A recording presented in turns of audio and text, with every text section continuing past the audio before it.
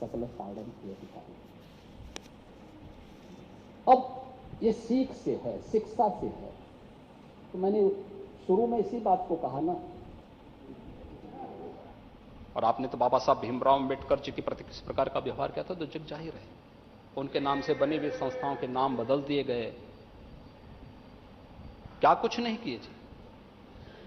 आपने तो घोषणा भी की थी कि हम आएंगे तो बाबा साहब भीमराव अम्बेडकर के सारे स्मारकों को हटा देंगे, टेंट हाउस खोल देंगे, वहां पे मैरिज हॉल खोल देंगे।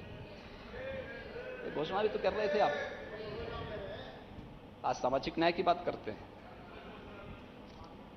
और नारी का मतलब स्त्री से है, मातृसत्ता से है।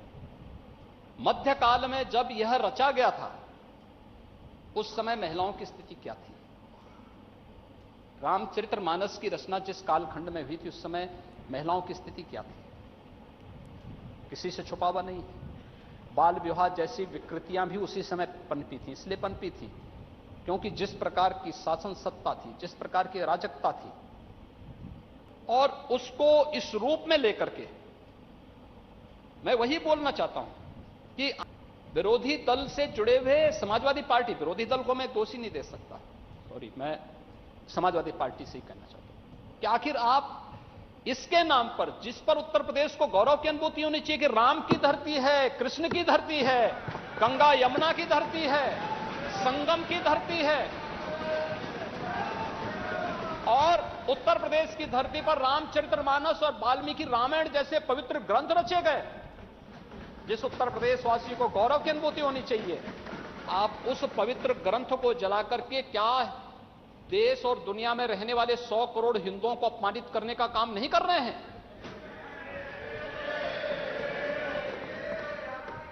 और इस प्रकार की अराजकता को कैसे कोई स्वीकार कर सकता है?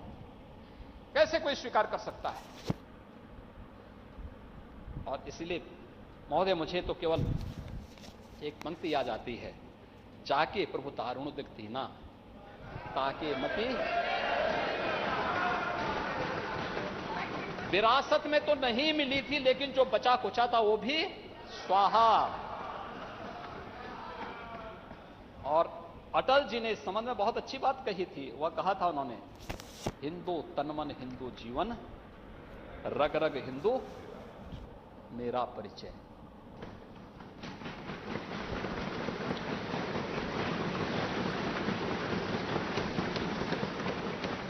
हिंदू कहने में शर्माते, दूध लजाते लाज न आती, घोर पतन है अपनी मां को मां कहने में फटती छाती।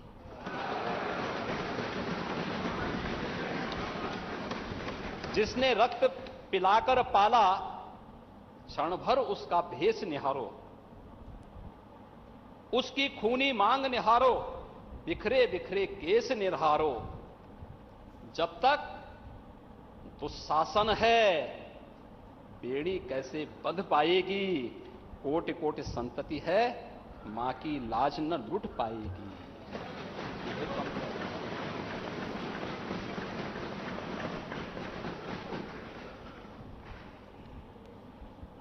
महोदय, मातृशक्ति की बात हो रही थी। नेता विरोधी दल कह रहे थे कहां पे जो है हेल्प डेस्क बना है। प्रदेश के सभी 1537 थानों में और जीआरपी के थानों को मिलाएंगे 1584 थाने आते हैं। इन सब में महिला हेल्प डेस्क की स्थापना हो चुकी है। प्रत्येक जनपद में एक अतिरिक्त महिला थाना के साथ साथ एक अतिरिक्त महिला परामर्श चौकी की स्थापना हो चुकी है। प्रदेश के सभी 1537 थानों में 10,417 महिला बीट गठित की गई है। और प्रदेश के सभी ग्राम पंचायतों में जहां पर ग्राम सचिवालय का निर्माण हो चुका है, वहां एक मिशन शक्ति कक्ष का निर्माण भी किया जा चुका है। महोदय, 2017 तक उत्तर प्रदेश पुलिस में महिला कार्मिकों की संख्या मात्र 13,000 थी। आज ये संख्या 32,000 से अधिक है। तो उत्तर प्रदेश में महिला और बाल अपराधों में प्रभावी जो अभियोजन के फलस्वरूप अब तक 35 अपराधियों को मृत्युदंड की सजा, 1200 से अधिक अपराधियों को 10 वर्ष से अधिक की सजा,